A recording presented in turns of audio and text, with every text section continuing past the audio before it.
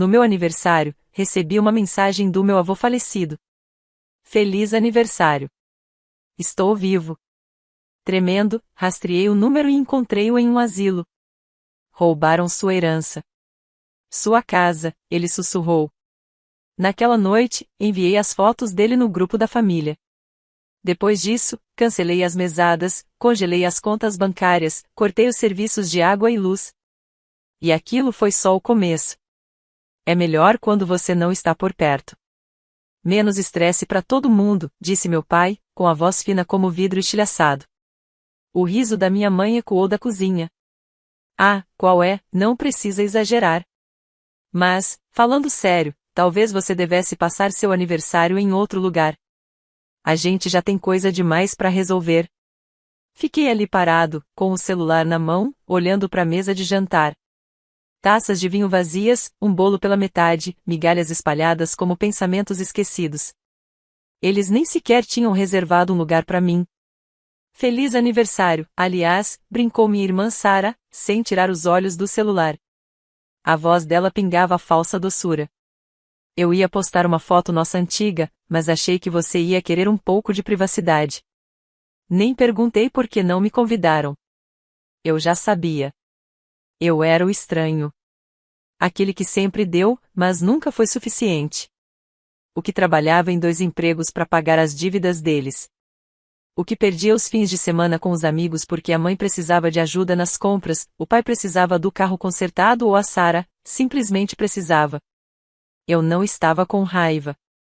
Eu era algo mais frio. Entorpecido, como o vento de janeiro batendo na janela. Claro, consegui dizer, guardando o celular no bolso. Aproveitem a noite. Eu não bati a porta. Não gritei. Só fui embora. Caminhei até o carro, sentei no banco do motorista e fiquei olhando pelo para-brisa, tentando lembrar de um único momento em que fui celebrado. Quando estavam orgulhosos. Quando eu era mais que apenas conveniente. O caminho até meu apartamento foi um borrão, as luzes da cidade esticadas como vidro derretido. Quando cheguei, desliguei o celular e sentei no escuro. Disse a mim mesmo que não me importava, que as palavras deles eram só velhos hábitos abrindo novas feridas. Mas, à meia-noite, liguei o celular de novo. Uma única mensagem iluminou a tela. Número desconhecido. Feliz aniversário. Estou vivo. Fiquei olhando. Uma brincadeira, provavelmente. Uma piada cruel de um amigo entediado que achou a maneira perfeita de cutucar a ferida. Quase apaguei a mensagem até ver o nome do contato. Vovô. Vovô, que estava morto havia 3 anos. Ou pelo menos foi o que me disseram. Meu coração disparou. Um suor frio escorreu pela testa. Chequei o número. O código de área era da cidade onde ele morava.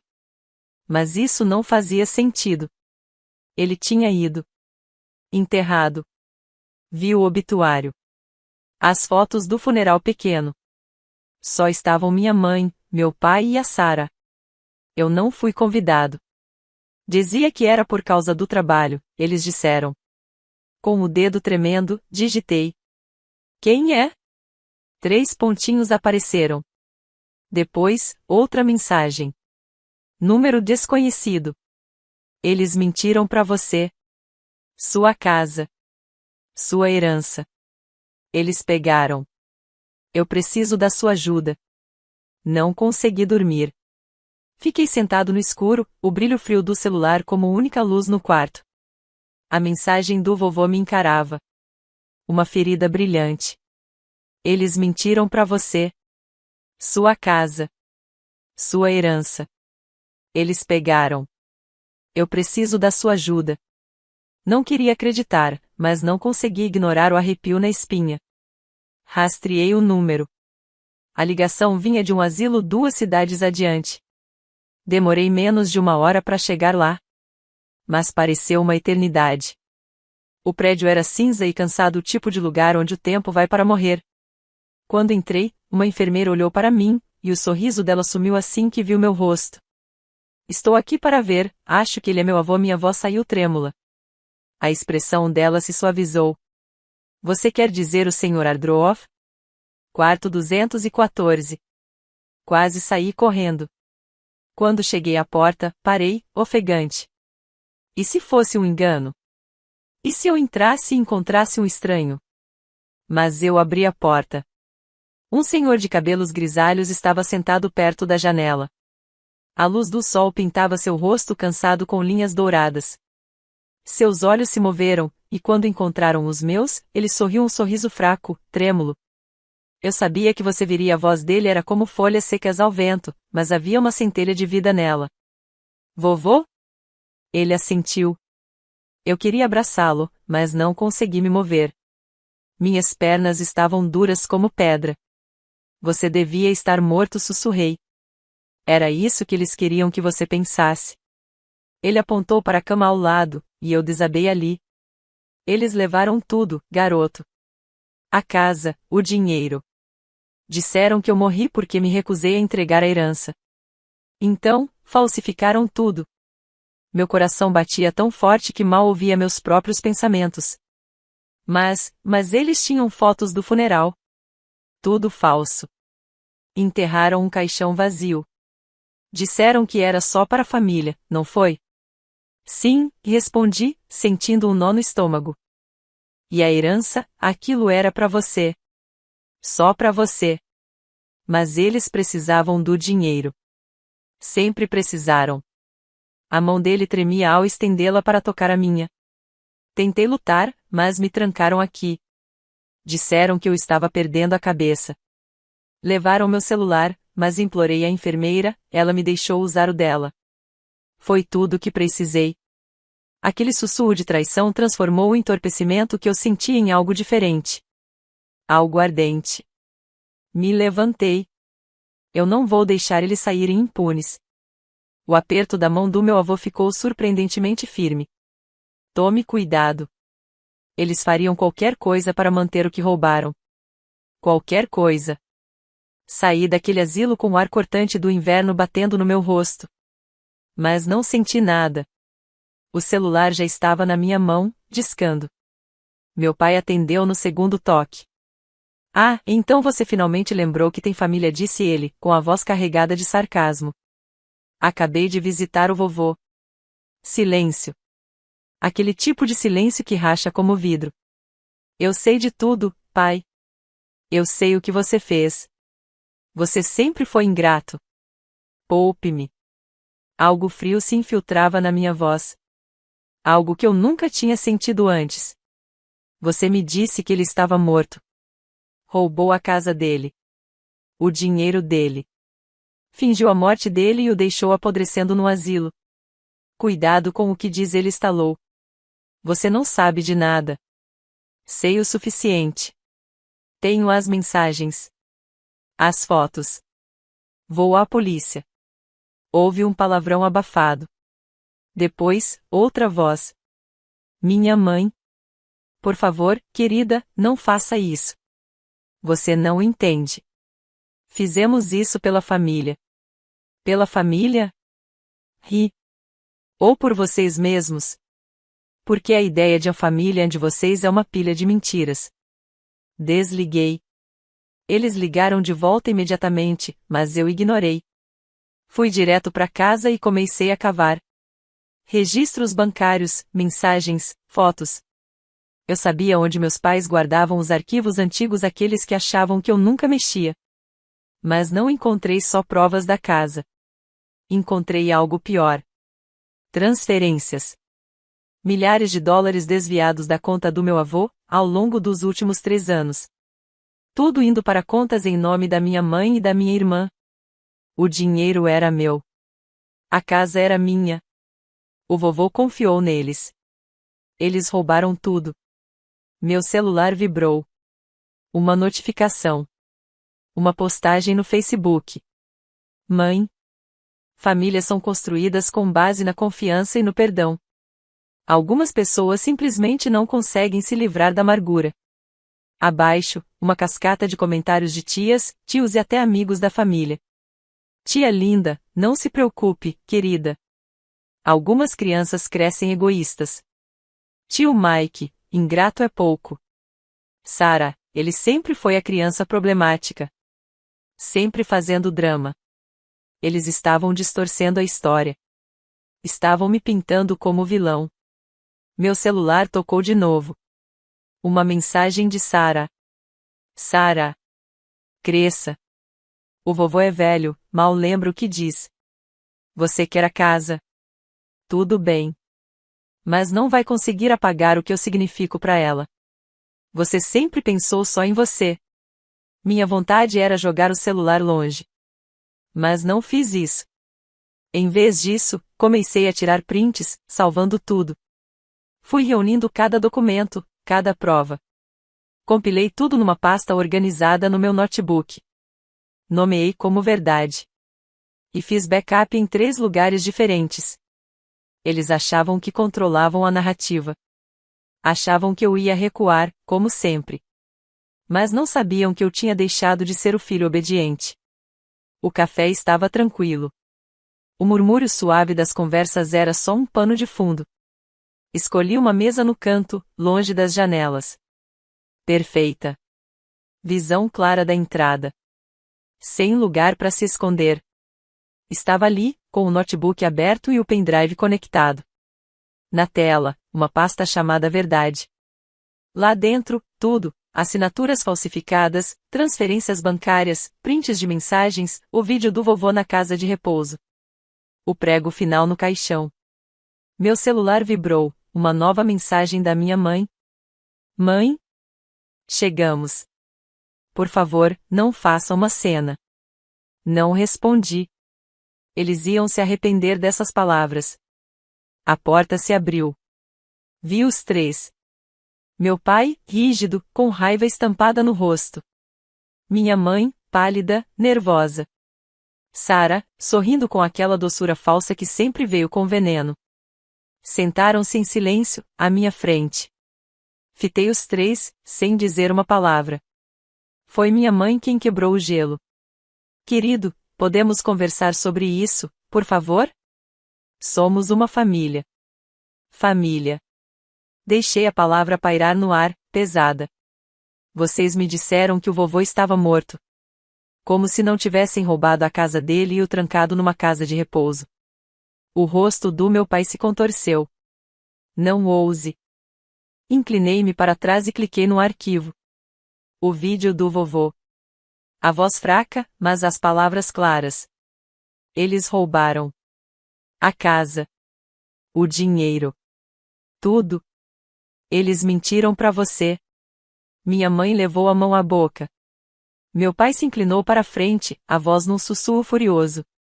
Você acha que esse teatrinho vai nos assustar? Seu avô é um velho cênico. Ele não sabe o que diz.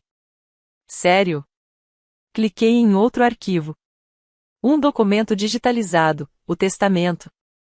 A assinatura verdadeira do vovô ao lado da falsa. Silêncio. Então Sara riu. Um som agudo, amargo. Você sempre foi tão dramático. Acha que isso faz de você um herói? Continua agindo como se morasse num mundo de fantasia. Realidade? Sorri. Vamos falar sobre realidade. Cliquei no próximo arquivo. Prints das redes sociais dela. Viagens de luxo, roupas de grife, Spazi ao lado, as transferências bancárias da conta do vovô para dela. O sorriso desapareceu do rosto dela. Você não tinha esse direito. Assim como você não tinha o direito de roubar a herança que era minha. Nem de fingir que o vovô estava morto. A voz da minha mãe fraquejou. Por favor, querido. A gente só queria te proteger. Você sempre foi tão sensível. Me proteger? Inclinei-me para a frente. Eu disse, com a voz firme. Você deixou ele morrer sozinho. Você mentiu. Você roubou. E agora quer que eu simplesmente sorria e finja que está tudo bem? Meu pai se inclinou para a frente, a voz áspera, carregada de raiva. Chega. Isso é assunto de família. E se você não calar a boca agora, vai se arrepender. Eu não vacilei. Ou o quê? Vai mentir sobre mim de novo. Vai dizer para todo mundo que sou um fracasso, Como quando espalhou que roubei de você ou que fui ingrato? Ele se inclinou ainda mais, o rosto uma máscara de ódio. Você sempre foi difícil. Sempre se afastando, sempre culpando a gente. Não é à toa que o vovô nunca quis você por perto. Eu sorri. Engraçado, porque ele está aqui. A porta atrás dele se abriu. Uma figura entrou devagar, silenciosa, apoiada em uma bengala. O vovô. Minha mãe ficou pálida. O queixo do meu pai caiu. Sara soltou um grito de susto. Olá, filho, disse o vovô. A voz fraca, mas firme. Surpreso em me ver? Vê você, papai gaguejou, parecendo um animal acuado. Você me disse que eu estava perdendo a cabeça, murmurou o vovô, a voz ganhando força. Disse que eu não estava seguro em casa. Que cuidaria da casa. Que o dinheiro era para a família. Mas só cuidaram de vocês mesmos. As mãos da minha mãe tremiam. Por favor, pai, a gente fez isso por você. Você não podia mais viver sozinho. Nós, tentamos. Tentamos. Agora a voz do vovô estava ríspida. Tentaram me prender. Tentaram roubar tudo que construí. Tentaram me apagar. Meu pai se levantou. Chega. Vamos embora. Isso tudo é uma armação. Sente-se, eu disse. Minha voz cortou o ar. E, pela primeira vez na vida, ele realmente parou. Tenho provas mais que suficientes para expor tudo o que vocês fizeram, continuei, frio. Vocês roubaram. Mentiram. Abandonaram ele. E agora, todo mundo vai saber. Por favor, minha mãe chorava agora. A gente pode resolver isso. Podemos encontrar uma saída. Ainda somos uma família. Não, não somos. Olhei bem nos olhos de cada um deles. A partir de agora, vocês são estranhos para mim. O rosto de Sara se distorceu de raiva.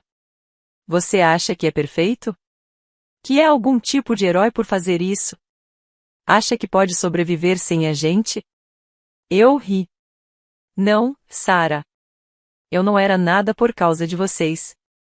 Mas agora eu sou livre. Virei para o vovô. Vamos. Você não precisa perder mais um segundo com esses parasitas. Enquanto nos afastávamos, a voz do meu pai nos alcançou, um grito desesperado, quebrado. Você vai se arrepender disso.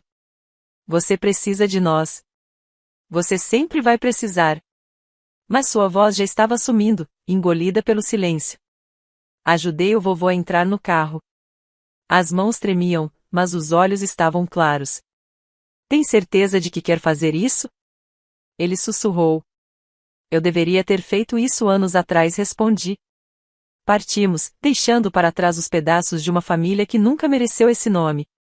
Bloqueei todos eles do meu telefone com um único toque.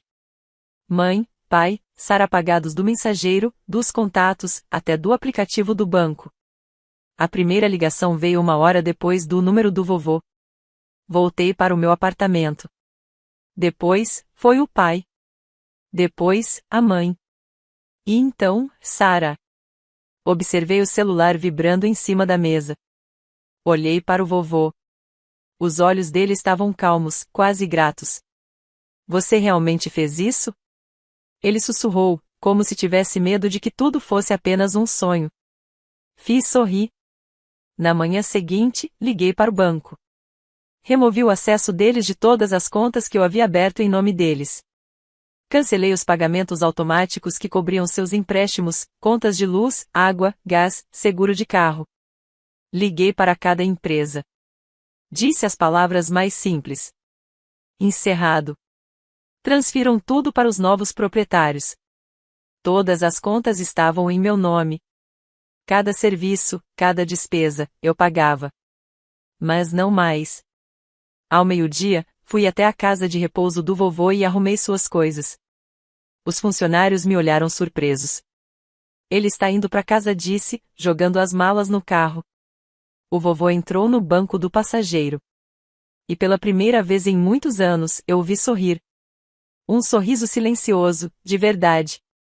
Achei que morreria lá, ele sussurrou, ainda com medo de que eu mudasse de ideia. Eles queriam que você ficasse lá. Mas isso acabou. Entramos no apartamento que eu havia alugado com antecedência. Espaçoso, iluminado, com vista para o parque. Ele ficou parado na sala de estar, olhando fixamente, como se não conseguisse acreditar no que via. Isso era para mim. Para nós, e para mim também.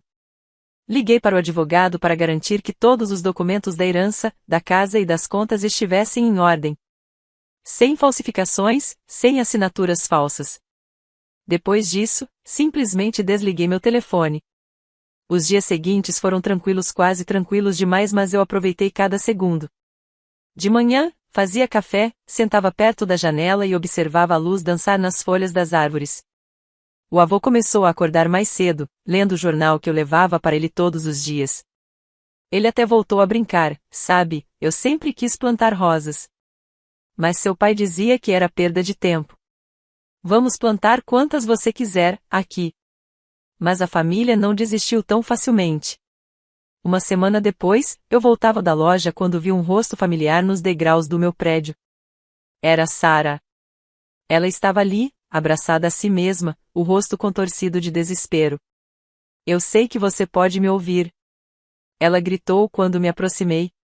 Você não pode simplesmente nos deixar assim. Nós somos sua família. Família?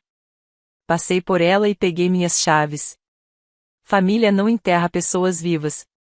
Ela agarrou meu braço, os olhos cheios de lágrimas. Foi um erro. Eles só queriam fazer o que era melhor. Não. Eles queriam o que era melhor para eles. Soltei meu braço e caminhei até a porta.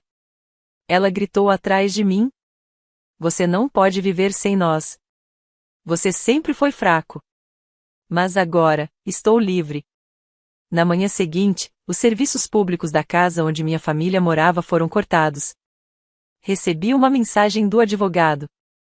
Eles tentaram reconectar tudo, mas o banco recusou o crédito. Minha mãe me ligou mais de 20 vezes. A voz dela na caixa postal estava insuportavelmente chorosa. Como você pôde fazer isso? Somos seus pais. Cometemos erros, mas isso não é motivo para destruir nossa família. As lágrimas dela não me tocaram. Então foi o pai quem ligou. Primeiro com ameaças, depois com lágrimas, depois com silêncio. Ouvi a última mensagem dele. Você nos destruiu, mas nós vamos voltar. Você nunca será feliz sem nós. Sorri e apaguei a mensagem. Certa noite, saí na sacada com uma xícara de chá. O avô sentou-se ao meu lado, enrolado num cobertor. Você é mais forte do que eu pensava, ele disse. Não. Eu só não tinha mais nada a perder. Ficamos em silêncio, observando as luzes da cidade. Não senti medo, nem culpa. E quando voltei para dentro, abri meu laptop e dei o último passo. Fiz uma doação para uma organização que oferece apoio jurídico a idosos vítimas de abuso financeiro. Uma quantia significativa, exatamente a quantia que tentaram roubar de mim e do meu avô. Mudei meu número de telefone, finalmente, apaguei todos os lembretes com os números deles. Agora, eu tinha apenas uma família. E nunca mais deixaria ninguém me usar. O tribunal era um campo de batalha frio e silencioso. Meu advogado manteve a confiança, apresentando cada prova. Assinaturas falsas, transferências bancárias suspeitas. O vídeo do avô pálido, mas lúcido sussurrando, eles me enterraram vivo. O pai foi o primeiro a explodir. Isso é uma armação. Ele está manipulando todos vocês. A voz do juiz o interrompeu. Senhor Hargrove, sente-se. A mãe agarrou-se à cadeira, tentando chorar, mas as lágrimas já estavam secas. Sarah olhava fixamente para a mesa, com o rosto pálido e as mãos tremendo. Eles não tinham defesa. Cada mentira foi exposta, cada roubo era inegável. Então vovô se levantou, sua voz mais forte do que eu já tinha ouvido. Eles roubaram minha vida. Me trancaram e tentaram me enterrar. Mas meu neto me salvou. O martelo do juiz caiu como um trovão. A propriedade e todos os bens serão devolvidos ao Sr. Hargrove e seu neto. Os réus devem desocupar o local dentro de 7 dias. O rosto do meu pai se contorceu de raiva. Você não pode fazer isso. Essa é a nossa casa. Não, eu disse, me levantando. Nunca foi de vocês. Uma semana depois, voltei com o vovô. Um carro do xerife estava estacionado em frente. Os carregadores arrastavam malas e caixas para o gramado. Meus pais estavam na varanda. Meu pai gritava, minha mãe chorava. Sara estava paralisada, em choque. Você não pode simplesmente levar tudo. Papai gritou, tentando se soltar do aperto de um policial. Eu não tomei e respondi. Vocês roubaram. Eu só recuperei. Minha mãe correu em direção ao vovô e se agarrou ao braço dele. Pai, por favor. Cometemos erros, mas somos sua família. O vovô a olhou, a voz fria. Vocês não são minha família. Meu pai deu um passo agressivo à frente, mas o xerife interveio e o empurrou para trás. Senhor, este é seu último aviso. Vi eles sendo empurrados para dentro de um sedã velho e amassado a vida que mereciam. Enquanto iam embora, vi que gritavam um com o outro, suas mentiras se voltando contra eles. Transformamos a casa em um lar. Pintura nova, móveis novos, rosas florescendo no jardim. O cheiro de terra fresca e de recomeços preenchia o ar. O vovô caminhava pelo jardim todas as manhãs, batendo sua bengala no caminho de pedras. Ele estava mais leve, quase feliz, sabe? Um dia, ele até riu. Seu pai sempre achou que era esperto. Mas nunca entendeu a diferença entre inteligência e sabedoria. Acho que ele aprendeu da pior maneira, respondi. Mas eles não desapareceram. As cartas começaram a chegar desesperadas, suplicantes. A primeira foi da minha mãe. Por favor. Estávamos errados. A saúde do seu pai está piorando. Precisamos de ajuda. Depois, Sara. Perdi meu emprego. Não tenho nada. Por favor, só um pouco de dinheiro. Li cada carta, e depois as queimei na lareira. As chamas consumiram suas palavras tão vazias quanto sempre foram. Meu pai nunca escreveu, mas ouvi dizer que perdeu o emprego, se endividou e começou a beber. Ele me culpava, é claro. Sempre foi assim. Certa noite, vovô e eu estávamos sentados na varanda, observando o sol se pôr atrás das árvores. As rosas balançavam na brisa fresca, suas pétalas refletindo a última luz do dia. Achei que ia morrer naquele asilo, ele sussurrou. O Senhor nunca mais vai perder este lugar, prometi. Um carro passou ao longe, na estrada, mas não importava. Aquele era o nosso mundo agora. Chega de mentiras. Chega de traição.